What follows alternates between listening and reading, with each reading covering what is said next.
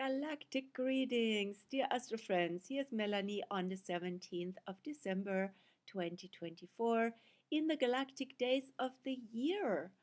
Do you know that this is the time, December 17th to 19th, when the sun crosses from Earth perspective the galactic center? The center of our Milky Way galaxy is the trajectory from 26 to 28 degrees of Sagittarius.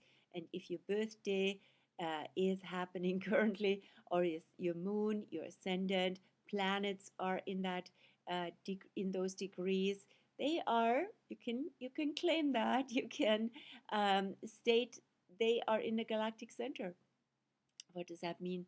This is really, we're approaching now the space-time point, the cross of space and time, space being ruled by Sagittarius and time by Capricorn. So this is all about alignment. It's all about being in alignment, being at the right time, at the right place. What does that mean? Does that mean perfect planning? Or does that mean synchronicities, being guided by the heart, being guided by spirit, and showing up at the right time? And then it's really joyful, right? It's also the time where we are really approaching the return of the light. Now in these longest nights, shortest days, dark days also of December, the light arises and is reborn in the heart. And this is what we celebrate with Winter Solstice, with Christmas, with all the celebrations at this sacred time of the year.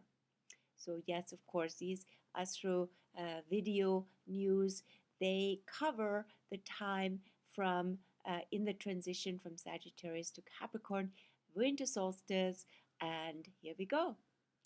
So what's up at this point? We have a square from the Sun, end of Sagittarius, to Neptune, end of Pisces. Neptune is currently stationary because it turned directions on December 7th, and so it's still moving relatively slowly. End of Sagittarius, end of Pisces. End of Pisces being double Pisces. End of Sagittarius, where the Sun is also double Sagittarius, has a Sag undertone. So there's a lot of movement.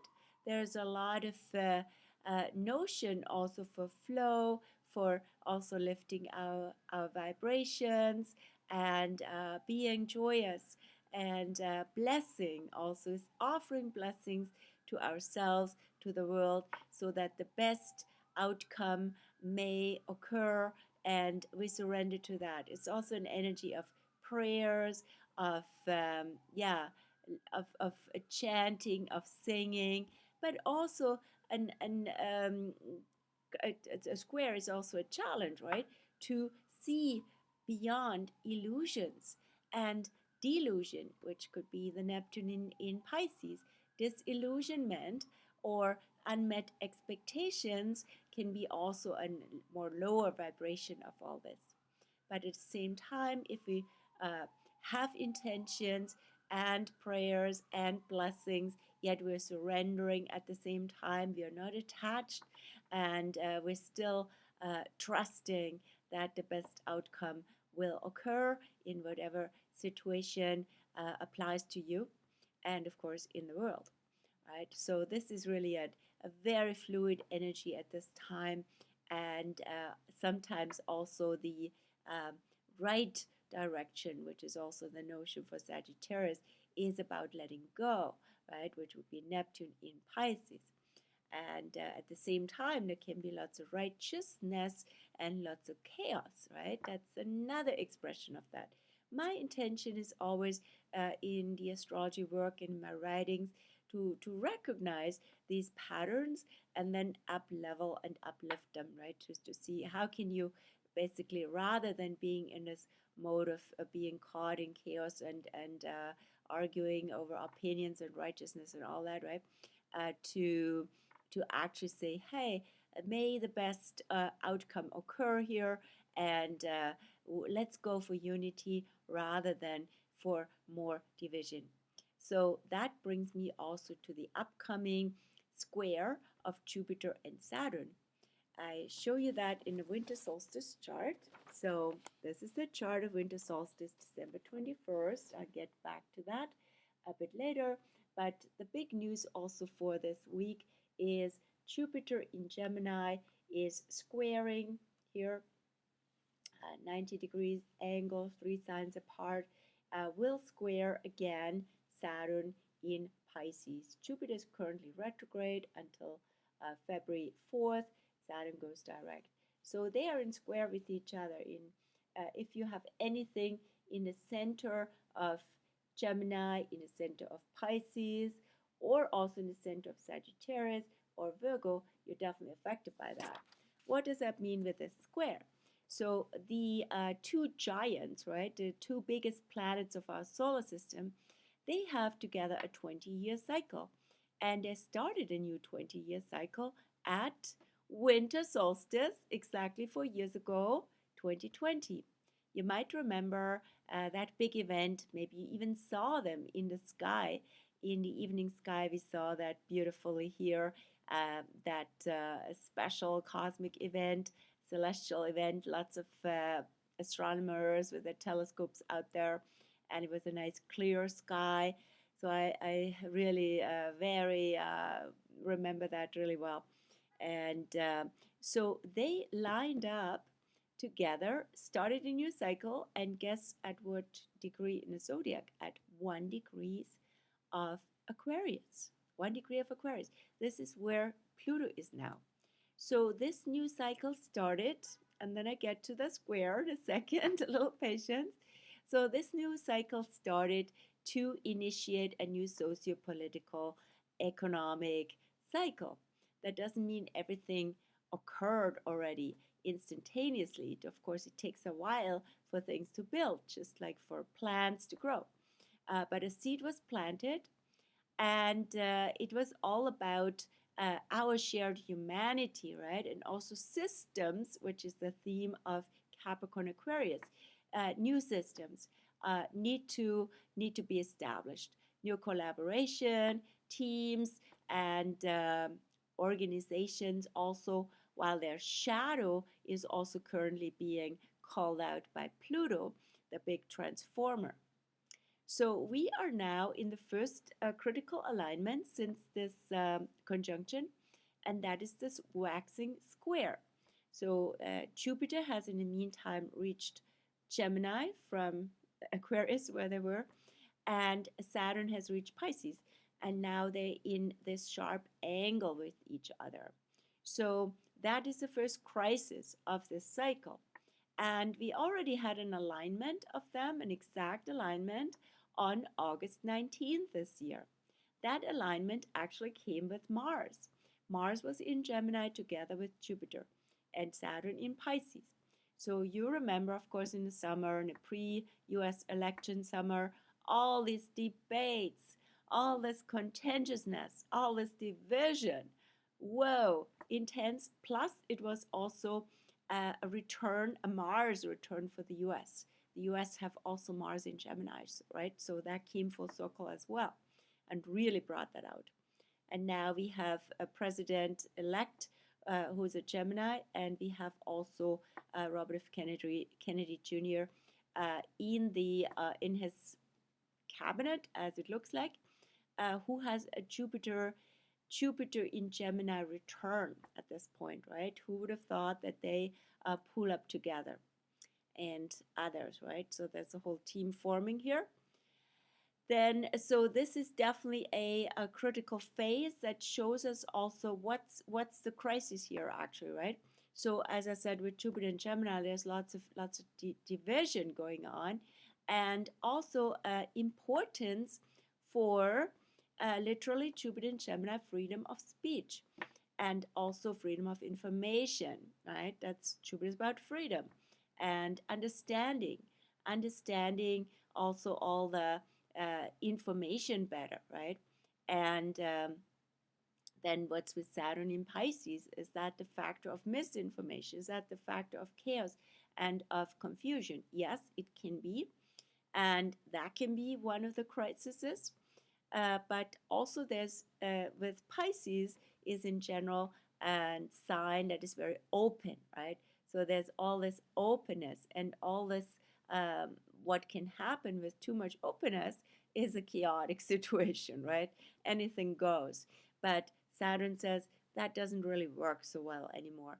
So a lot of the chaos that has um, been a problem lately needs to be regulated, needs to be contained, says Saturn.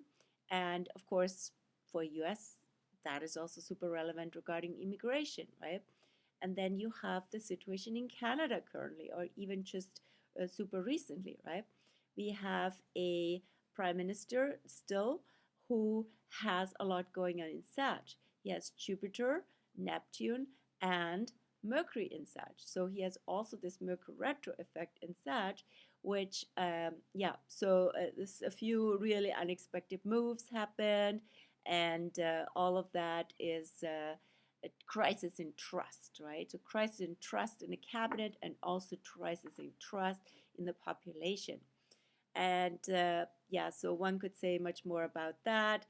Also, Trudeau has Uranus coming to his Saturn in early Gemini this next summer. So that would be definitely a kicker, if not a kicker outer.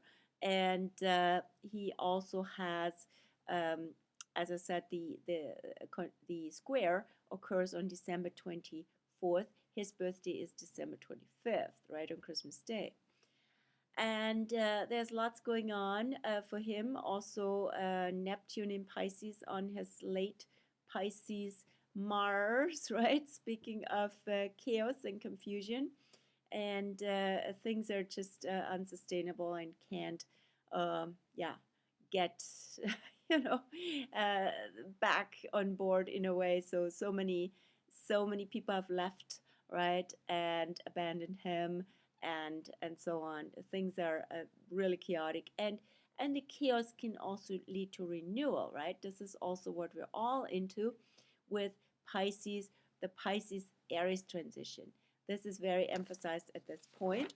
You see that the North Node is now on the first degrees of Aries, Neptune in Pisces. They actually trade places. Neptune goes forward for the first time into Aries, end of March next year, and then the North Node goes retrograde. They always go retrograde into Pisces, end of January next year, right? So we're also seeing, okay, a lot of things have to give, have to be let go of. We have to release what, especially from a Saturn side, is not working anymore. And we also need to release certain elements of the Pisces age that we're coming out of. This is a change of ages, of eras, from Pisces to Aquarius, right? So there's various factors, various indicators for that. The first pretty obvious one is Pluto having entered Aquarius, and then we having also more of a wrap up of the Pisces age simultaneously with that Saturn, Neptune, and North Node. So a lot is in flux at this point. Now, I will write an article also specifically for Jupiter Saturn for that square, and we'll see what I pack into it. And you can also find on my blog in the meantime a few articles, one current ones, one for the current, the most recent full moon on the 15th, and then one for the Galactic Centre to Winter Solstice. The next one coming up is that Jupiter Saturn square. Then, yes, winter solstice. Speaking of winter solstice, when will winter solstice be this year? On December 21st at 1:21 a.m. Pacific Standard Time. What a nice alignment, right? When you look at my chart that I have here, you might wonder whether you see it on the blog or right here or on my Facebook page. It says 426. It says 4:28, sorry, it says 4:28 Eastern Standard Time, which would translate into 1:28 Pacific Standard Time instead of 1:21. Why is that so? because my program sometimes is a little bit off, I must say. In this case, with the winter solstice, the actual 0 degrees Capricorn only came up here at 4:20 at 1:28 instead of 1:21 a.m. So, admittedly, I don't know where the arrow is. This is a very reliable program from Switzerland and Germany. And the calendar, though, Llewellyn, that I use, says 121. Anyway, the chart would look super, super similar, right? It's not much difference, but I want to point that out. The other thing that is building up now, not quite yet this week, but exact on January 2nd, is that opposition of Mars retro to Pluto in early Aquarius, Mars retro in early Leo. Of course, that also, by the way, super affects Trudeau with his nodal axis, with his south node, his dramatic south node in early Leo, and his north node in Aquarius, where it's all about systems and community and the people and humanity. You get the idea, right? So that polarity on on January 2nd is now building up. What's going on with this Mars retro in Leo? Yeah, of course, there's so much drama and lots of narcissism in many, situations. Many people, various people, famous people, people in our lives, and things. And also, we need to look at ourselves, right? Where am I in too much in drama mode, too much making it all about myself, right? And versus Pluto and Aquarius, what really serves the highest good of all, or in this case, also being a bit more social and reaching out and doing things with other people and for other people in a way that everybody benefits from, right? So that's this dynamic. Of course, it's interesting that it is active at Christmas, right? So that's also the whole question around, is it all about having one's own maximum fun, right? Or is it about the greater good, and is it about outreach and charity and all this, right? So these things come up, and it's also about self on a positive, on a different note, right? So it's also about asserting our authentic self and being true to ourselves, loving ourselves fully. That's also the early Leo has an Aries undertone. And rather than just fitting into the group, right, where everybody's just random random part of something, and Aries says, no, you are special, you are loved, right? So express that to other people and also claim that for yourself. So what else is going on this week? We have, I already addressed the Sun Neptune, the Jupiter Saturn, the winter solstice. And then we have now, as I said, in the last phase of Sagittarius until winter solstice, and then that has a Sag undertone. And then we're flipping over to Capricorn with Capricorn undertone in its first 10 degrees and 10 days. So this is all about integrity. The Sagittarian energy is so much movement towards light and truth and rebirth, right? And Capricorn is about, it's also with Sag, it's also about knowing and showing the way, or having a direction. But that can be simply an option, or not just an option, but a promise, right? Something that is really promising, something that's out there and you want to follow, or you really follow your inner heart and heart guidance. And then with Capricorn, things become more tangible and more practical again.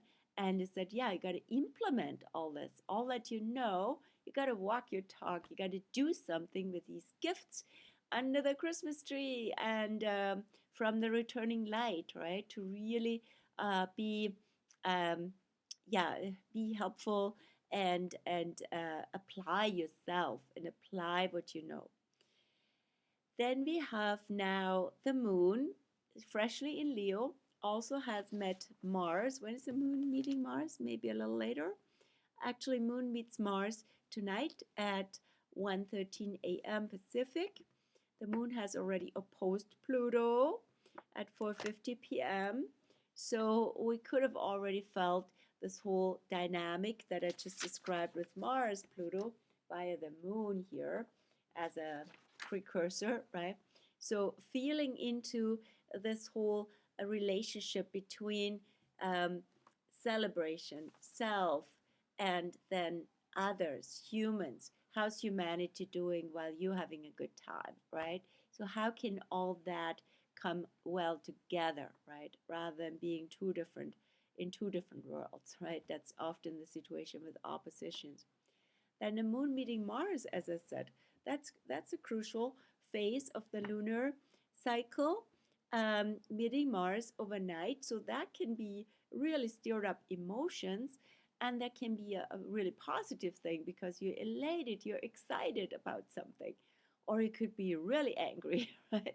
Really upset, and yeah, and feel like roaring and being, all yeah, a lot of drama, right? Anyway, Moon will be continue to be in Leo tomorrow on the 18th until actually almost all day the 19th as well. So it is a beautiful time with the moon in Leo. That's what I will do tomorrow after working. Be with friends, having a good time, having some good cheer, sharing and celebrating, singing, things like that. Being creative, right? That's the whole idea. Being creative, be like a child. It really brings out your inner child and your joyful creative self. The moon will enter Virgo just before midnight, 11:37 p.m. on the 19th, Thursday, and will actually accompany us. The Virgo moon will accompany us into winter solstice, very earthy energy. So there's a real shift from all the fire to earth, right? So moon in Virgo also on the 20th and all day on the 21st, winter solstice, into the 22nd at 11:08 a.m. So that Virgo energy can be a beautiful backdrop for ceremony, but it can also make us very anxious or so much to do, being a human doing and being super busy. Like this is like the Virgo moon before Christmas, like an elf energy, right? Super busy with all these jobs and chores and everything.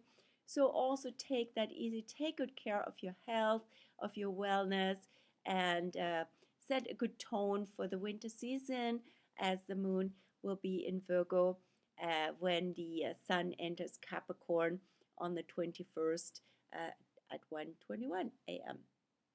So, yeah, so what would be something you want to really implement and what would really serve your world and everybody around you best? What could be a good health and wellness regime you might want to adopt for the winter?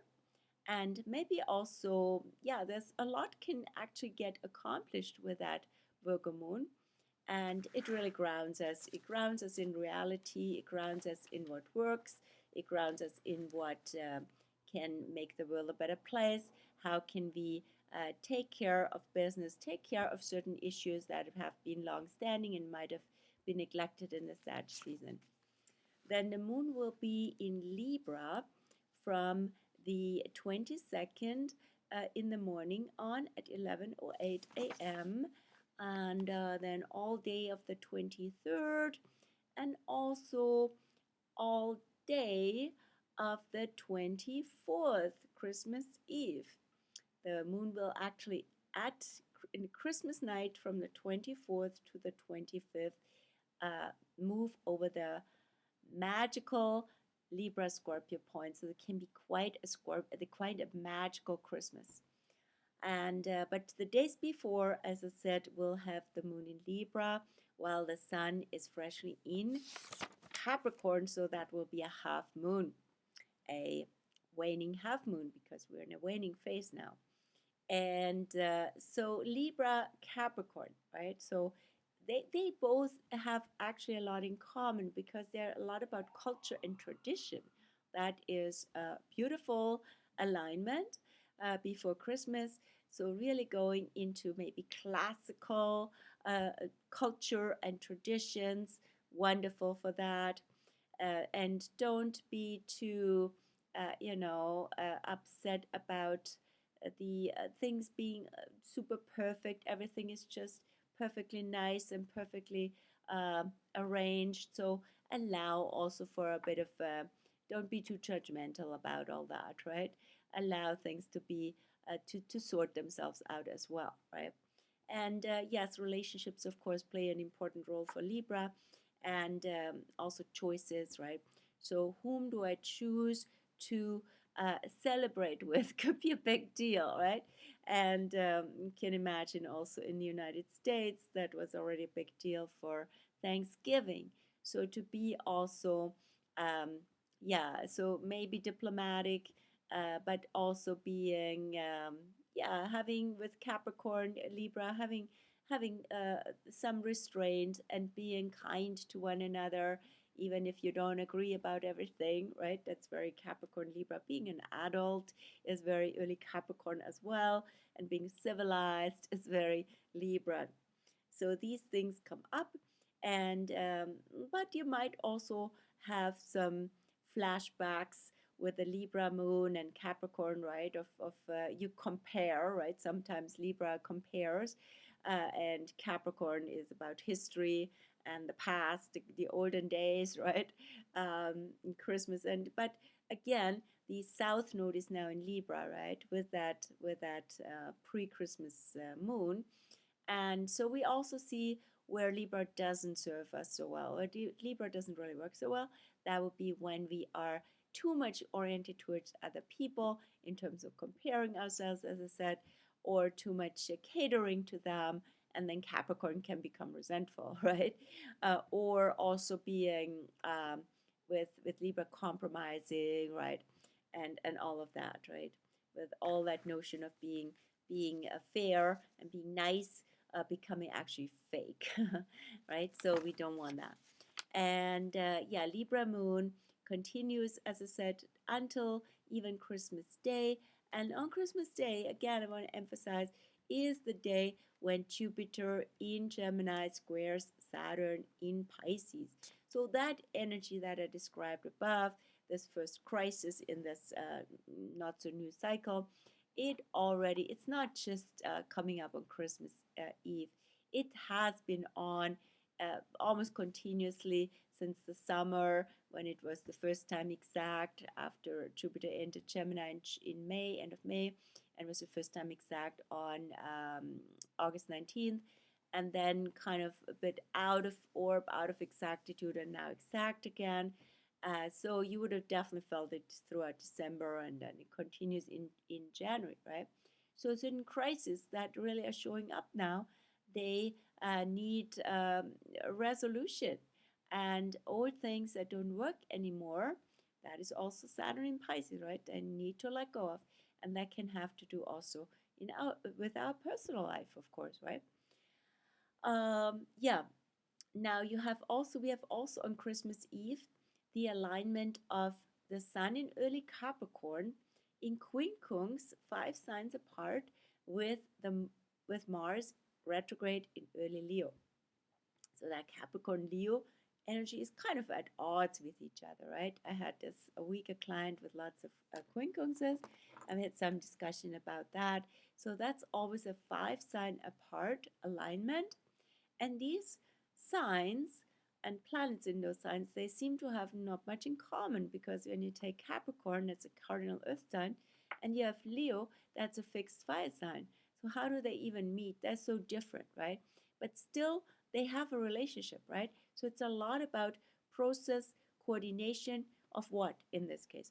So early Capricorn sign is all about integrity and maturity, versus the early Leo side is more a playful side. It's a young energy. It's like a boisterous energy with Moon in Leo, right? It's where we're letting it all out and having fun. Versus Capricorn also says, hey, come on, be real, be realistic, be mature, yeah, and don't do stuff you regret, right, kind of thing. So that is kind of also an energy that is with us for Christmas. And on a positive note, this is a really nice energy for honoring, right? So Capricorn is about honoring, Leo is about seeing, that would be like honoring the elders and the children and traditions and creativity.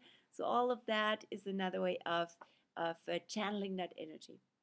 So with that, I take part here today, and I wish you a beautiful winter solstice into Christmas season. And you can see me again just probably Christmas Eve with the next Astro video. And there's lots of you who are seeing me in at this time for the Astro special that I have currently on, which is also expires on Christmas Eve. So, yeah, take me up on it if you would like to have a very special deal for Christmas. And the information is down below in the description. Of course, you're always most welcome to subscribe to this channel if you really appreciate the value of it. And you get new, fresh videos delivered once a week coming down your chimney. Happy Christmas time, happy solstice time, or whatever you celebrate at this festive and sacred season. Bye.